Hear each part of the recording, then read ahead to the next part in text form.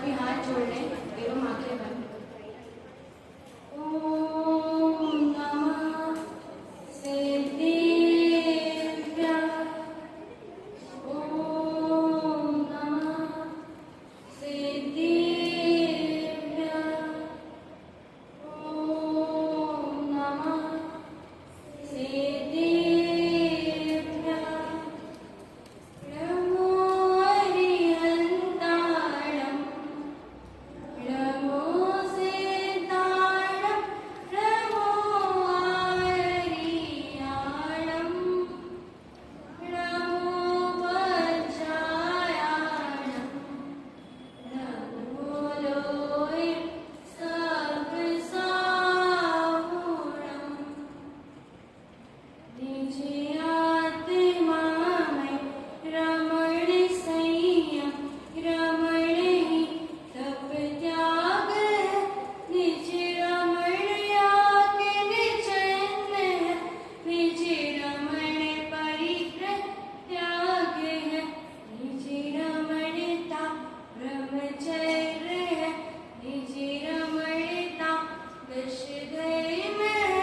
निज जानना पहचानना रमना धर्म कामय में है। रमना धर्म कामय में है। त्यागो हि परमो धर्मस्य त्याग एक परम तपा। त्यागात ही यशोलाभ परतभ्युदयो महान। त्याग ही परम धर्म है। त्याग ही परम तप है। त्याग से ही जग में यश का लाभ होता है और परलोक में महान अभ्युदय की प्राप्ति होती है। तो शायद आप इस बात से समझ गए होंगे कि आज हमारी चर्चा किस पर चलेगी। 10 लक्षण महान धर्म के इस 8वें दिवस उत्तम त्याग पर आज हमारी चर्चा चलेगी। त्याग का नाम सुनते ही हमारे मन में क्या आता है? छोड़ना। त्याग छोड़ना। किसी ने बोला त्याग छोड़ दो। अगर इसको अपने जैन धर्म में अपने जैनियों के घर पे देखें तो जब अपने घर पे त्याग का वर्णन होता है ना तो 2 से 3 चीजें सबसे पहले मायने में आएगी। एक आदि का त्याग, एक रात्रि भोजन का त्याग और एक अनछना पानी का त्याग, है ना। मतलब अगर किसी जैन का घर है ना तो उसके मन में त्याग जब शब्द सुनता है ना तो यही मन में आता है सबसे पहले। क्या यही त्याग है? नहीं, यही अकेला त्याग नहीं है। त्याग तो अब मैं आप लोग से प्रश्न पूछूंगी कि जैसे यहाँ पे इतने साधर्मी जन आए हैं, आप लोग जो यहाँ पढ़ते हो वो आए हो, आप लोग अपनी डॉर्मेट्री से इधर आए हो और जो जितने साधर्मी लोग आए हैं वह ना सब अपने घर से आए हैं। तो अभी हमने जाना कि त्याग मतलब छोड़ना। आप सब अभी अपने घर से आए हो तो क्या घर को साथ लेके आए हो? नहीं, छोड़ के आए हो, है ना। मतलब त्याग करके आए हो। अगर त्याग करके आए हो तो फिर घर वापस मत जाना, ठीक है। त्याग करके आए हो तो घर वापस नहीं जाओगे। अगर त्याग करके नहीं आए तो साथ लेके क्यों नहीं आए? छोड़ के नहीं आए तो साथ लेके आना चाहिए था ना। और छोड़ के आए हो तो वापस मत जाना। अच्छा, इसको एक उदाहरण से समझते हैं। एक इसके लिए उदाहरण आता है जैसे एक धनवान सेठ था, मतलब अपार धन था, अपार प्रॉपर्टी, उसके पास फैक्ट्री, बैंक बैलेंस, एफडी सब उसके नाम और अपार वाला, ठीक है। अब क्या होता है कि जो सेठ है ना उसकी नगर में एक मुनिराज आते हैं। तो मुनिराज आते हैं तो वह मुनिराज के दर्शन करने जाते हैं। और फिर अब एक बात बताओ, जब वो मुनिराज के दर्शन करने गया तो क्या उसने सबका त्याग कर दिया? जब वह मुनिराज के पास गया तो जितनी भी धन संपत्ति विषय भोग उसके पास थे, क्या सबका त्याग कर दिया उसने? अरे नहीं किया तो फिर साथ लेके जाना चाहिए था। वो तो साथ लेके भी नहीं गया। मतलब ये अपनी जैसी परिस्थिति है, इसको अपने से संबंध करना। जो अभी अपनी परिस्थिति है ना वैसी वहां थी। फिर इसका सॉल्यूशन देखते हैं। अब क्या होता है कि जब वह सेठ होता है फिर उसने धर्मोपदेश सुना, मुनिराज ने धर्मोपदेश सुना और उसको बहला दिया। इस संसार की क्षणभंगुरता का भान हो गया और उसने उसी समय दीक्षा ले ली। अब बताओ, अब उसने उस पर वस्तु का, उस धन संपत्ति का, उस विषय भोग का त्याग कर दिया? अरे कैसे कर दिया? कैसे बोलो आप कर दिया? जब उसने दीक्षा ली थी, जब दीक्षा लेने से पहले तब भी प्रॉपर्टी उसके नाम पे थी और दीक्षा लेने के बाद भी प्रॉपर्टी उसके नाम पे है। फिर कैसे बोलो कि त्याग कर दिया? बीच में नहीं गया वो घर, नहीं दी उसने अपनी धन संपत्ति अपने बेटों को, वो वही है। फिर आपने कैसे बोलते कि उसने त्याग कर दिया? तो इधर उत्तर आता है मान्यता। जब उसने दीक्षा नहीं ली थी तब उसके जो वो विषय भोग थे उसमें अपनापन था, उसमें उसकी मान्यता जुड़ी हुई थी, वह कर्तव्य बुद्धि थी, ममत्व बुद्धि थी, भोक्तृत्व बुद्धि थी, वहां पे उसे वह अपना मानता था। और जब दीक्षा ले ली, जब वैराग आ गया, तब वह मान्यता पलट गई। तब उस पर वस्तु में से जो ममत्व बुद्धि थी, भोक्तृत्व बुद्धि थी, कर्तव्य बुद्धि थी, अरे मेरा है मेरा है मेरा है, सब छूट गया। तो वहां पे त्याग हो गया। ऐसे यहाँ पे अगर आप यहाँ पे आए हो और लेकिन अभी आपके मन में क्या है कि भाई मेरा घर है, अगर मैं आपके घर में घुस जाऊं तो अरे भाई कैसे घुसे आ रहे हो, मेरा घर है, मुझसे पूछ के तो आओ, आपने बता सकता है। लेकिन अगर आपने उसका त्याग कर दिया, आपकी वहां से मान्यता हट गई, आपने वहां से अपना मन हटा लिया, तो आपके घर पे अगर कोई निवास भी करने लगेगा ना, तो भी आपको उसका विकल्प नहीं आएगा। अगर विकल्प आ रहा है तो फिर वो सच्चा त्याग नहीं है। ऐसे ही अब क्या होता है कि ये तो हुआ उदाहरण, लेकिन अगर सच्ची बात कहें तो पर वस्तु को अपना मानना छोड़ना यह त्याग है। लेकिन और पर वस्तु को ग्रहण और त्याग कर सके ऐसी तो आत्मा में योग्यता ही नहीं है। इसको भी उदाहरण से, मतलब जो भी उदाहरण दिया था ना, उससे संबंध में देखते हैं कि पर वस्तु को ग्रहण और त्याग कर सके। अरे जब उसने दीक्षा ली थी और दीक्षा नहीं ली थी, उसके पहले दोनों टाइम में उसके पास वो पर वस्तु नहीं थी, सिर्फ मान्यता थी, मान्यता पलटी। तो पर वस्तु को तो आत्मा कभी ना ग्रहण कर सकता है और ना कभी त्याग कर सकता है। ऐसी तो आत्मा में योग्यता ही नहीं है। इसके लिए एक शक्ति भी आती है, आत्मा में एक शक्ति होती है त्यागो उपादान शून्यत्व शक्ति। उसमें क्या बतलाते हैं कि ना पर वस्तु का ग्रहण हो सकता है और ना ही पर वस्तु का त्याग हो सकता है। क्या ग्रहण करोगे आप? पर वस्तु को। अगर पर वस्तु ग्रहण कर सकते थे ना, तो भवों में अगर दूसरे भव में जाते तो वो साथ लेके जाते, अगर ग्रहण कर सकते थे। और त्याग क्या करोगे? जब वो ग्रहण ही नहीं किया तो त्याग क्या करोगे? और क्या पता है जो आपके आत्मा के अंदर अनंत गुण है उसका त्याग करोगे? इतनी तो आत्मा में योग्यता ही नहीं है कि वह अपने अनंत गुणों का त्याग करे। नहीं, ऐसा नहीं हो सकता। अब आगे क्या कहते हैं कि यहाँ बतला, अब हम ये तो हमने जाना उदाहरण के माध्यम से कि सच्चा त्याग क्या होता है, इसको हम डेफिनेशन के माध्यम से जानते हैं। समझ साझे की 34 गाथा में भावार्थ में आता है, पर द्रव्य को पर जाना और फिर पर भाव का ग्रहण ना करना ही सच्चा त्याग है। क्या बोला? पर द्रव्य को पर जाना। जैसे जो वो सेठ था, उसने पर द्रव्य को, जब उसको वैराग हुआ तो पर द्रव्य को पर जाना कि वह मेरी नहीं है, पर द्रव्य को पर जाना, और फिर उसका भाव का ग्रहण ना करना कि वह मेरे थे और ऐसा विकल्प भी ना आना। वह क्या है? सच्चा त्याग है। यहाँ पर भी लिखते हैं अपने से भिन्न समझ। यहाँ पे अपने से, सिर्फ अपने से यहाँ पे क्या लगाना? आत्मा को। उसके अलावा समझ जितने भी पर पदार्थ, इवन ये शरीर ना, ये भी पर पदार्थ में आता है, ये भी आपका नहीं है, पड़ोसी का लाता है आपका। अपने से भिन्न समस्त पर पदार्थों को ये पर है ऐसा जान लेना, ऐसा मान लेना। ऐसा जानकर जब त्याग किया जाता है ना, तब वह प्रत्याख्यान अर्थात सच्चा त्याग कहलाता है। यहाँ पे भी मान्यता का ही खेल है, ना हमने कुछ ग्रहण किया ना हमने किसी का त्याग किया, हमने सिर्फ यह जान लिया, मान लिया कि यह पर वस्तु ये पर है, ये मेरी नहीं है, यही सच्चा त्याग है।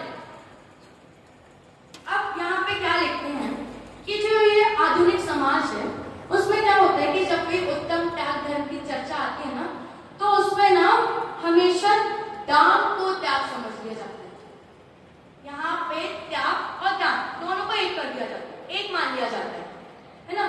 जब भी त्याग की बात आती है ना तो दान के गीत गाया जाता है, परंतु ऐसा नहीं है। यद्यपि जिनागम में दान को भी त्याग का है। यहाँ पे क्या शब्द उपयोग किया? भी, ही नहीं बोला, दान को भी त्याग कहा गया है, ही नहीं कहा गया। मतलब दान ही त्याग नहीं है, दान को भी, मतलब दान भी त्याग है लेकिन दान ही त्याग नहीं है। और क्या कहा? आप कहते हो कि दान और त्याग एक है, ऐसा नहीं है। जब हम इसको गहराई से जाने ना, जब हम इसको निश्चय से जाने, तो इसमें जमीन आसमान जितना फर्क है। महान अंतर बोला है आचार्यों ने इसमें कि दान अलग चीज है और त्याग अलग चीज है। अब कैसे अलग चीज है, कैसे वो दो भिन्न भिन्न चीज है, वही जानते हैं। तो त्याग धर्म है और दान पुण्य है। क्या बोला? त्याग धर्म है और दान पुण्य है। अगर आप त्याग करते हो तो आपकी विशुद्धि बढ़ती है, लेकिन अगर आप दान करते हो तो उससे आपको पुण्य बंद होता है। अगर आप किसी भी चीज का दान करोगे ना, अगर करुणा रूप से दान करोगे तो उससे पुण्य बंद होगा। और अगर आप त्याग करते हो किसी चीज का तो उसमें आत्मा में आपकी विशुद्धि बढ़ती है। और आगे क्या कहा कि दान में परोपकार का भाव मुख्य है। कैसे? इसमें एग्जाम्पल्स लेते हैं, जैसे यहीं के एग्जाम्पल्स है, ये बहुत हमसे फैमिलियर है। कि जैसे मान लो मुझे कोई टॉपिक समझ में नहीं आया, ठीक है, और मैंने अपने सीनियर से जाके पूछा कि मुझे आप ये टॉपिक समझा दो, ठीक है। तो उन्होंने जब मुझे ये टॉपिक समझाया तो पूरा फोकस उनका किस पर था? मेरे पर। और मोटिव क्या था? कि मुझे ये टॉपिक समझ में आना चाहिए। यहाँ पे वो ज्ञान दान कर रहे हैं, तो परोपकार कि मेरे उपकार के लिए वो ज्ञान दान हो रहा है ना। पूरा मोटिव यही है कि मुझे वो टॉपिक समझ में आना चाहिए और फोकस पूरा मेरे पर। लेकिन त्याग में ऐसा नहीं है। त्याग में ना स्व उपकार ही सब कुछ है। स्व उपकार का त्याग कि अगर आप मान लो किसी चीज का त्याग कर रहे हो, उससे विशुद्धता बढ़ रही है, राग द्वेष का त्याग कर रहे हो, तो क्या उससे किसी और का भला होगा? नहीं होगा। उससे आपका ही भला होगा, आपकी ही कषाय बंद होगी, उससे आपकी ही विशुद्धता बढ़ेगी। इसीलिए यहाँ पे त्याग को स्व उपकार कहा और दान को परोपकार कहा। अब यदि कोई दान देता है तो उसका कर्तव्य है कि जिस काम के लिए दान दिया है उसकी देख रेख भी करे, मतलब रिस्पॉन्सिबिलिटी। मान लो जैसे यहाँ पे भी इतना दान आता है, ठीक है, यहाँ का चलो नहीं लेते हैं, हम लौकिक उदाहरण लेते हैं। गवर्नमेंट फंड देती है, ठीक है, फंड देती है किसको? जो गवर्नमेंट स्कूल्स हैं, ऑफिसेज हैं, एम्प्लॉयज हैं, उनको फंड देती है। उसको आप दान की तरह ले लो, वैसे फंड देती है। तो वो गवर्नमेंट की जिम्मेदारी बनती है कि वह जो उन्होंने फंड दिया है उसका सदुपयोग हो रहा है या दुरुपयोग। मान लो मैंने फंड दे दिया, मैंने आप लोग को फंड दे दिया, आप लोग गवर्नमेंट स्कूल, ठीक है, फंड दे दिया, और मान लो आप उसका दुरुपयोग कर रहे हो, उसका करप्शन हो रहा है, वो पैसा उन बच्चों की पढ़ाई में लगने की जगह आपकी जेब में जा रहा है, फिर गलत है ना। तो यहाँ पे दान में आपकी रिस्पॉन्सिबिलिटी होती है और विकल्प भी रहते हैं। दान करने के बाद ये नहीं होता कि आपको उस चीज का विकल्प ना हो, उस चीज का आपको विकल्प सदैव रहता है। अरे मैंने उसका दान किया था तो क्या उसका सदुपयोग हो रहा है? दुरुपयोग तो नहीं हो रहा ना। लेकिन त्याग में ऐसा नहीं होता। त्याग में ना जब आप उस चीज का त्याग कर देते हो ना तो उसका विकल्प भी नहीं होता है, और अगर विकल्प है तो समझ जाना सच्चा त्याग नहीं हुआ है।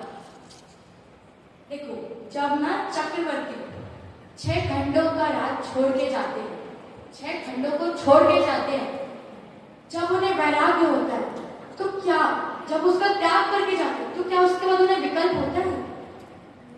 क्या उन्हें विकल्प होता है कि इस राजपाट को कौन संभालेगा, कैसे संभालेगा? नहीं होता ना। यह असली त्याग होता है। उन्हें बिल्कुल विकल्प नहीं होता कि यह राजपाट कैसा संभाला जाएगा, किसके द्वारा संभाला जाएगा। अगर आपको विकल्प नहीं आया ना यह सच्चा त्याग है। अब आगे क्या कहते हैं कि त्याग खोटी चीज का किया जाता है और दान अच्छी चीज का किया जाता है। क्या बोला? त्याग खोटी चीज का किया जाता है और दान अच्छी चीज का किया जाता है। अब जैसे जो ये दुखकारी, जो ये मोह राग द्वेष है, कषाय है, पाप है, ये सब हमें कष्ट पहुंचाती है ना, हमारी आत्मा को कष्ट पहुंचाती है, वह छोड़ने योग्य अर्थात त्यागने योग्य। इसका आप दान नहीं दे सकते। आप राग का दान दे सकते हो, आप द्वेष का दान दे सकते हो? नहीं दे सकते, लेकिन आप इसे त्याग सकते हो, है ना। और दान अच्छी चीज का होता है। कैसी चीज का होता है? अच्छी चीज, जैसे ज्ञान दान, आहार दान, औषधि दान। अरे ज्ञान दान तो सर्वश्रेष्ठ माना गया है। अगर आप किसी को ज्ञान दान दे रहे हो ना, तो उसमें सारे दान उसमें ही इंक्लूड हो जाते हैं। अब हमने क्या बोला कि दान खोटी चीज का किया जा सकता है और खोटी चीज का किया जा सकता है, वो दान अच्छी चीज का। तो उसमें 3 चीजें आ जाती हैं कि कुछ चीज ऐसी होती हैं जिनका त्याग नहीं हो सकता लेकिन दान हो सकता है। ध्यान से सुनना इसको, क्योंकि ये थोड़ा सा कंफ्यूजिंग हो सकता है। कुछ चीज ऐसी होती है जिनका त्याग नहीं हो सकता लेकिन दान हो सकता है, जैसे ज्ञान दान, अभय दान। क्या आप ज्ञान को त्याग सकते हो?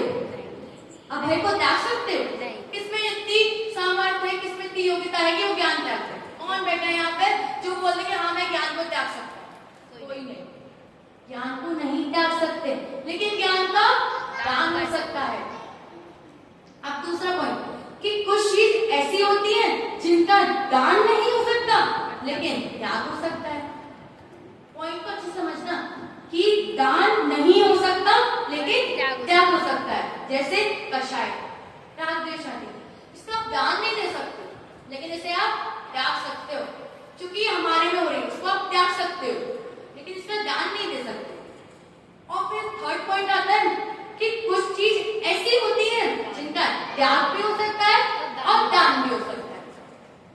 कैसी होती है कि त्याग भी और दान दोनों चीज हो रही है। कैसे? जैसे पैसा, आहार, औषधि, कपड़े आदि, इन सबको आप दान भी दे सकते हो और उनका त्याग भी कर सकते हो। आप ना पैसे को किसी को दान दी, किसी संस्थाएं चल रही है, इसमें पैसा दान आता है और पैसा त्याग भी सकते हो। कपड़ा आप दान भी दे सकते हो, कपड़े त्याग भी सकते हो। जो नग्न दिगंबर मुनिराज होते हैं ना, वह कपड़े को त्याग देते हैं और कुछ लोग कपड़े को दान देते हैं। तो वह दोनों चीज होती है। अब आगे देखते हैं कि जो दान है वह 4 प्रकार के हैं। आहार दान, औषधि दान, ज्ञान दान और अभय दान।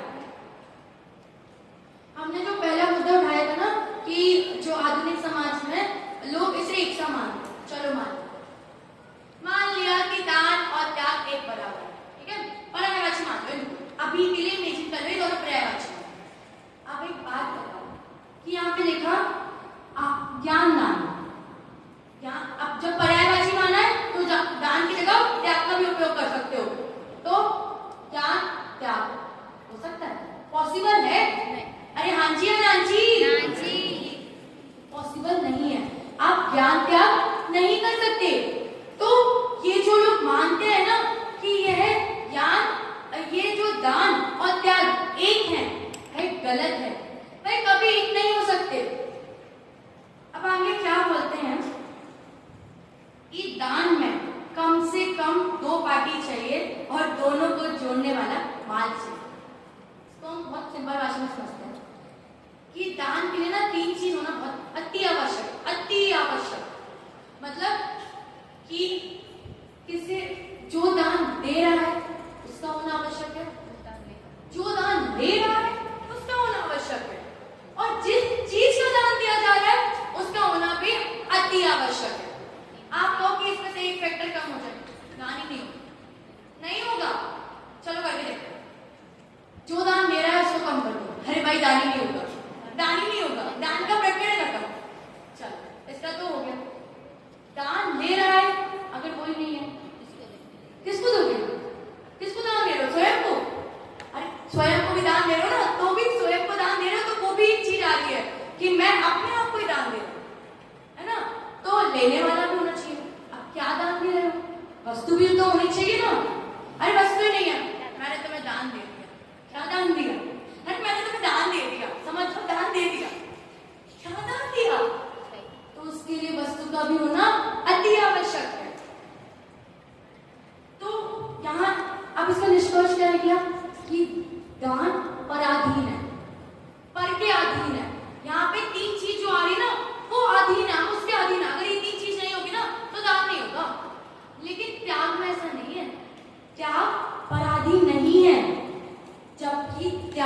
पूर्णत स्वाधीन है।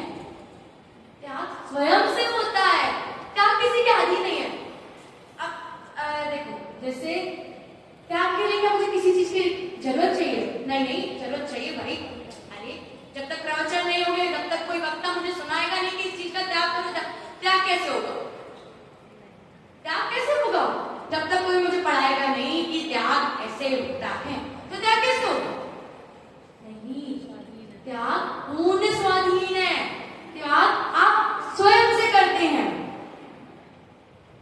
और फिर आगे क्या कहते हैं कि दान पराधीन है और त्याग स्वाधीन है। इसको हमने जाना।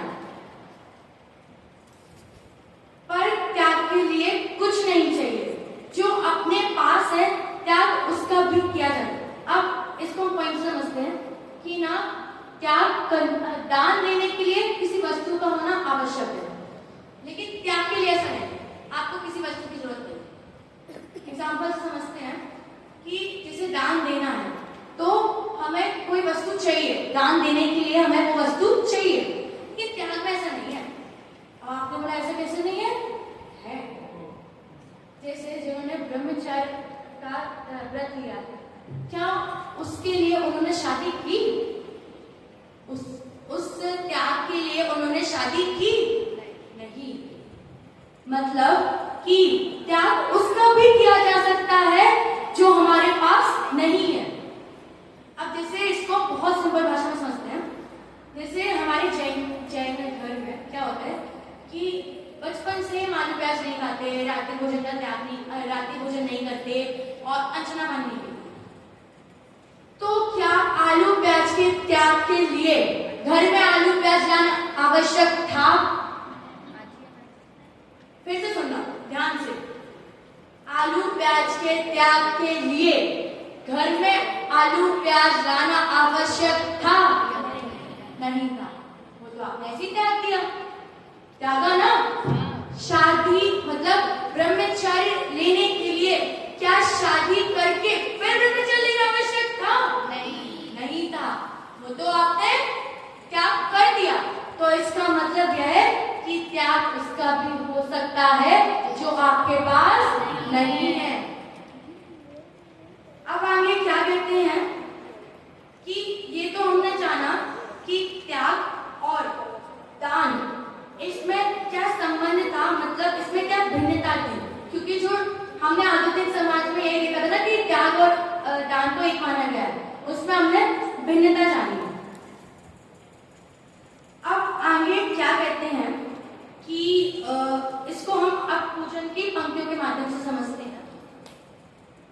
जो ध्यानतराय जी की पूजन है 10 लक्षण महाधर्म की, उसमें आता है त्याग का अर्थ।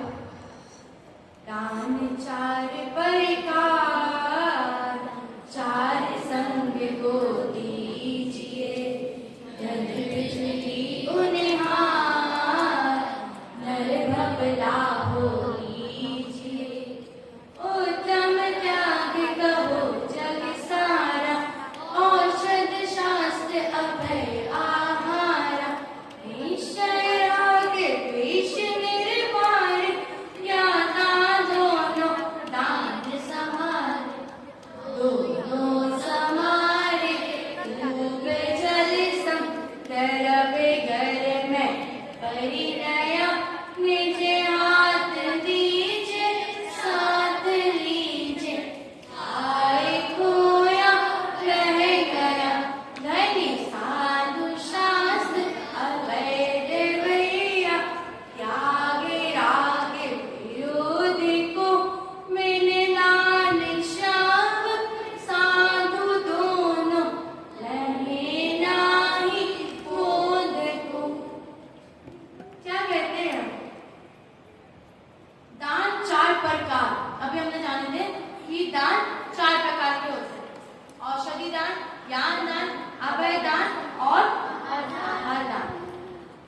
चार संग को दीजिए, इसका वर्णन ना आज सुबह के पूजन में भी आया था और आज जो प्रवचन हुए थे उसमें भी आया था। अगर ध्यान से सुना होगा ना तो सब रिकॉल हो जाएगा कि चार संग को दीजिए। चार संग कौन कौन से? मुनिराज, आर्यिका, श्रावक और शागिका।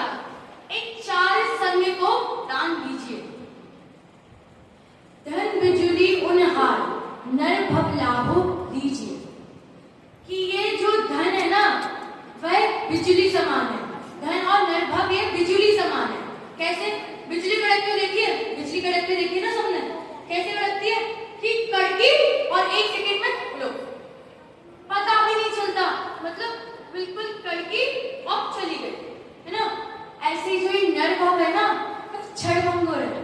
वह कैसा है? क्षणभंगुर, कि आपको पता भी नहीं चलेगा कि आपका ये नरभाव है ना फिसलता जा रहा है। आगे क्या कहते हैं?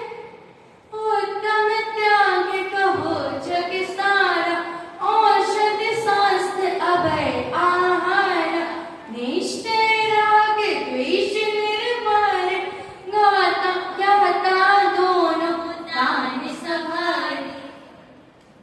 क्या कहा? कि उत्तम त्याग कहो जग सारा। अब यहाँ उत्तम त्याग की बात कर रहे हैं, सारा जग। औषध शास्त्र अभय आहारा, वही 4 प्रकार के दान की बात आ गई कि औषध शास्त्र, शास्त्र मतलब ज्ञानदानी होता है, अभय अब आहारा, निश्चय राग द्वेष निर्वारे। क्या? कि ज्ञाता दोनों दान सवारे। अब आप बोलोगे या तो झूठ बोल दिया, यहाँ तो 2 दान की बात आ गई और ऊपर तो 4 दान की बात कर रहे थे। ज्ञाता दोनों दान सवारे, अरे क्या कहा? यहाँ पे आप 2 अपेक्षाओं से लेना, एक निश्चय से और एक व्यवहार से। यहाँ पे निश्चय दान अर्थात त्याग हुआ और व्यवहार दान अर्थात 4 प्रकार के दान हुआ। तो ज्ञाता दोनों दान सवारे। क्या? कि जो ज्ञाता होते हैं वह औषधि और अभय दान देते हैं। जो ज्ञानी जन होते हैं वो ज्ञान और अभय दान देते हैं। आगे इसका वर्णन आएगा। दोनों समारे कूप जल समंदर, घर में परिणया। इसका वर्णन आप सुबह पे आएगा कि दान देंगे, जैसे अपन दान देते हैं ना, तो इसका एग्जाम्पल समझते। जो इसका एग्जाम्पल आया, जैसे जो कुआं होता है, कुआं में अगर आप पानी निकालो तो अगले दिन ना कुआं फिर से भर जाता है। देखा होगा सबने कि अगर आपने आज 1 बाल्टी पानी निकाला ना तो वो फिर से भर जाएगा, है ना। उसी प्रकार अगर आप दान देते हो ना तो आपको उतना ही उसका पुण्य बंद होता है और उतना ही आपको फिर उसके उदय में मिलता है। अगर आप सोचो कि नहीं इतना कुआं भर गया है, मुझे तो इतना ही चाहिए बस, और आप उसमें से पानी ना निकालो, तो उसके बाद उसमें क्या होगा? या फिर कूड़ा करकट उसमें जमा हो जाएंगे, या काई लग जाएगी, गंदगी आ जाएगी, है ना। उसी प्रकार अगर आप सोचो, चलो ये आ गया, इसको भी रख लिया, ये आ गया, इसको भी रख लिया, मतलब परिग्रह इकट्ठा करते गए और दान नहीं दिया, तो क्या होगा? अरे वो जो आपने दान नहीं दिया ना, एक दिन तो जो आपने सामग्री इकट्ठी की है ना, उसका तो नाश हो जाएगा। और आपने दान नहीं दिया तो आपके पुण्य बंद भी नहीं होगा, तो समझ लेना दुर्गति में ही जाओगे। यहाँ पे ये समझ लेना, अगर आपने दान नहीं दिया तो आप दुर्गति में ही जाओगे, क्योंकि आप परिग्रह इकट्ठे ही करते जा रहे हो, परिग्रह अपने साथ रखते ही जा रहे हो। अब आगे क्या कहते हैं? नीचे हाथ दीजिए, साथ लीजिए, खाए खोया रह गया। अब ना जो अपने यहाँ चलता है ना, उससे बहुत रिलेटेड है, मतलब अपने जो पूर्वज होते हैं या अपने जो बड़े बुजुर्ग होते हैं ना, उनकी मान्यता होती है कि वो क्या करते हैं? बहुत सारा इकट्ठा कर लिया, अरे ये भी, ये प्रॉपर्टी भी, ये जमीन भी, और ये फलाना ढिमकाना सब इकट्ठा कर लिया, ठीक है। उसके बाद क्या बोलेंगे? नहीं मैं दान नहीं दूंगा। अरे मैं क्यों दान दूं? ये तो मैंने अपने बच्चों के लिए किया है। जब मैं मर जाऊंगी ना, जब मेरा देहांत हो जाएगा, तो वो इसका दान दे देंगे। तो वहां पे यही कह रहे हैं, नीचे हाथ दीजिए, साथ लीजिए। क्या? कि अपने हाथ से दान दीजिए, किसी और के हाथ से दान मत दिलवाइए। अरे आप सोच रहे हो कि आपने इकट्ठा कर लिया, इतना परिग्रह इकट्ठा कर लिया और आपका दान कोई और दे देगा और आपको पुण्य बंद हो जाएगा, तो ऐसा नहीं है। ऐसा नहीं होता है कि किसी और ने किया और आपको उसका बंद हो जाए, नहीं। नीचे हाथ दीजिए, आप करुणा भाव से दान दीजिए, और नीचे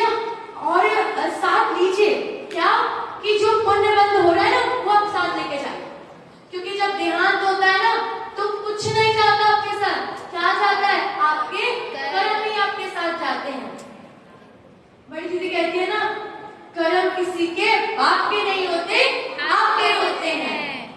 तो अगर आप दान दे रहे हैं तो उसका जो कर्म बंद होगा वह आपका ही होगा, जो पुण्य बंद होगा वह आपका ही होगा, किसी और का नहीं। इसीलिए यहाँ बोला है खाए खोया बह गया। अब यहाँ धन की और जो ये विषय हो गया उनकी 3 गति बताई गई है। क्या कि या फिर नाश होगा, या उसका भोग करोगे, या आप उसे दान दोगे। 3 चीजें बताई गई है। अगर नाश हो जाएगा तो क्या होगा, वो कोई आपके काम ही नहीं रहेगा, ना आपने उसका दान दिया ना आपने उसे भोगा। अगर आप भोगोगे तो यहाँ पे 2 चीज है। यहाँ पे भोग में आप उसका दुरुपयोग भी कर सकते हो, सदुपयोग भी। अगर आप उस चीज को भोग रहे हो तो इसमें आपको पुण्य भी हो सकता है और पाप भी हो सकता है। और फिर अंतिम चीज क्या, दान। इसमें निश्चित ही आपको पुण्य बंद होगा। अगर आप पुण्य पाप से दान दे रहे हो, किसी के उपकार के लिए दान दे रहे हो, तो निश्चित ही आपको पुण्य बंद होगा। इसीलिए बोला खाए खोया बह गया। अब आगे क्या बोलते हैं, धनी साधु शास्त्र अभय देवैया, त्यागे राग विरोध को। क्या बोला, अरे धन्य है वे साधु, धन्य है वे साधु जो शास्त्र और अभय का दान देते हैं। आज सुबह ही व्याख्या मतलब पूजन में आया था, विधान में, जब पंडित जी समझा रहे थे कि जो पंच परमेष्ठी है उसमें से किस किस को गुरु की संज्ञा दी गई है और किस किस को देव की संज्ञा दी गई है।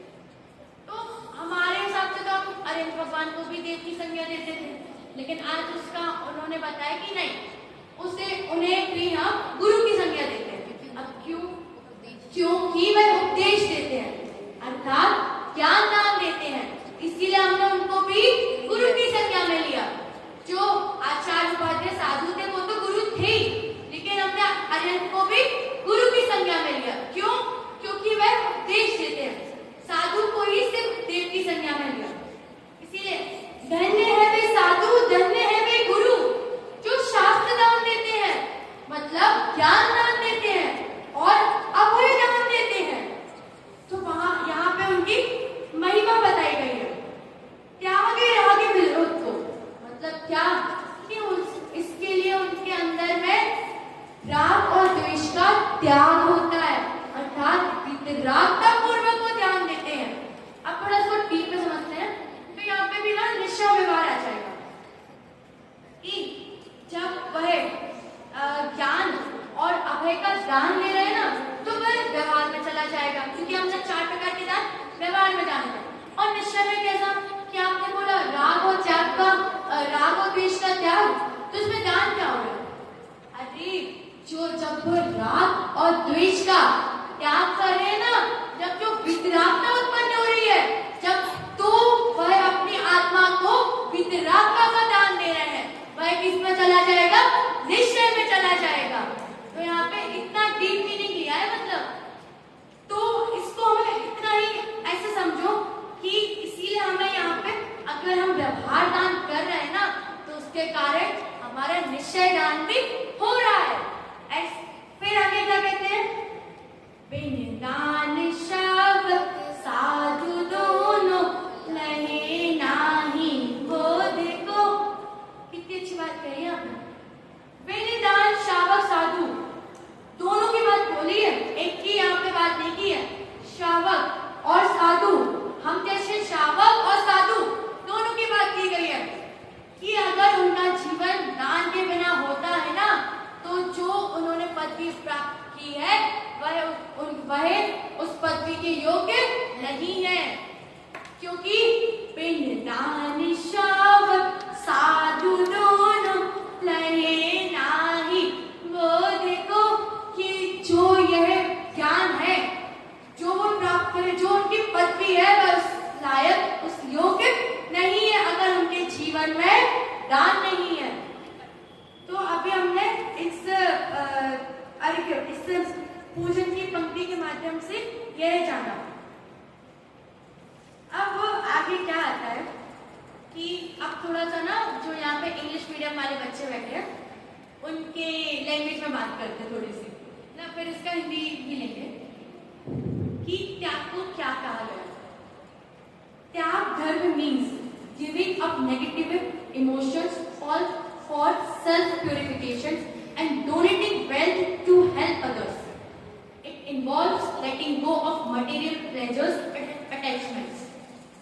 Spiritually, it means freeing oneself from feelings like anger and pride. Donating to others is lower form of renunciation as compared to inner self-purification. आप इसको हिंदी में समझते हैं। अर्थात उत्तम त्याग का अर्थ दान से अलग। दान परोपकार के लिए होता है, जबकि त्याग संयम और आत्म नियंत्रण के लिए होता है। दान से पुण्य बनता है, परंतु त्याग से मोह, राग, द्वेष और अहंकार छूटता है, जिससे आत्मा को बल मिलता है और मोक्ष की ओर मार्ग खुलता है। यही समझाया है जो अभी हमने इतना जाना ना, इतना मैंने आपको बताया, इतना बड़ा लेक्चर दे दिया कि दान क्या, त्याग क्या, तो उसका निष्कर्ष यही निकल रहा है कि त्याग और दान दोनों अलग चीज है। इसको एक मत मानना, ये दोनों अलग चीज है, ठीक है। और दान परोपकार के लिए है, ये सब हमने जाना। इससे हमारे यही निष्कर्ष निकला कि त्याग है ना, पर मैं जो हमारी कर्तव्य बुद्धि है उसको छोड़ना ही सच्चा त्याग है। अब आगे क्या कहते हैं, तो अब समय की मर्यादा पूर्वक मैं इसको समाप्त करना चाहूंगी। और इतना जो हमने जाना, इससे हमें क्या शिक्षा मिलती है। हम इतने अनादि से हैं, है ना, कितने भव में हम भ्रमण करते हुए, ऐसा नहीं है कि हमने कभी त्याग नहीं किया, कभी दान नहीं किया, ऐसा नहीं है, ये गलत है। हमने बहुत त्याग किया है, हमने बहुत दान दिए हैं, लेकिन हमने कभी भी किस चीज का त्याग नहीं किया। अब ये ध्यान से सुनना, लेकिन हमने पर द्रव्यों के प्रति ममत्व बुद्धि का त्याग नहीं किया, देह में एकत्व बुद्धि का त्याग नहीं किया। और ये त्याग जिसे अगर ये हम त्याग कर लेना, अगर ये त्याग हमें हो जाए तो हमें मुक्ति मिल जाए, यही असली त्याग है। अगर देह के प्रति जो हमारा एकत्व बुद्धि है ना, ये अगर इसका त्याग कर देना तो आज हम यहाँ नहीं मोक्ष में बैठेंगे। अब ये तो ही नास्ति पक्ष से बात।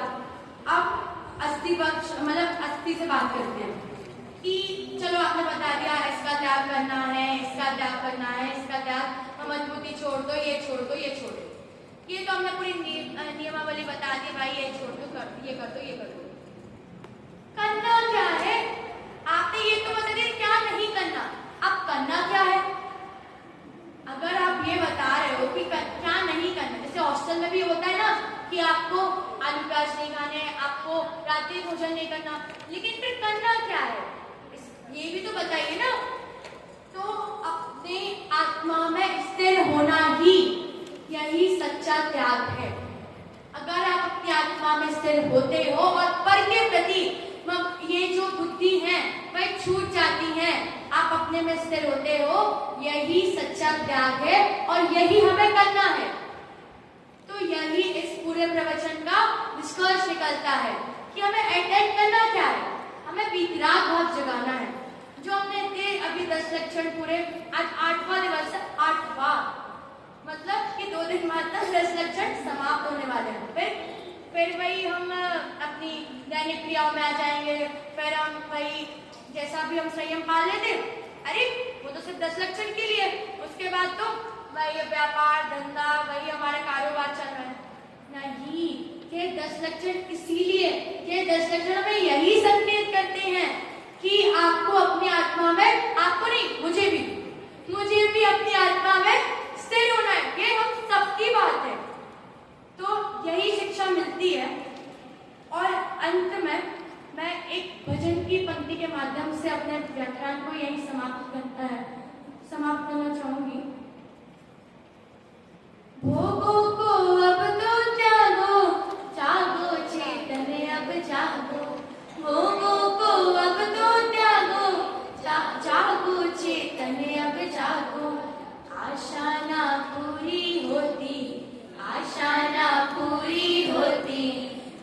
पहाड़ तक जाते देखे, क्या प्रेमी हमने कर्मों से लड़ते देखे, मखमल पर सोने वाले भूमि पर चलते देखे। तो अंत में हम भी ये जो भोग विलासनामयी जो परबुद्धि है उसका त्याग करें, अपनी आत्मा में स्थिर हों और शीघ्र ही मोक्ष रूपी लक्ष्मी का वरण करें।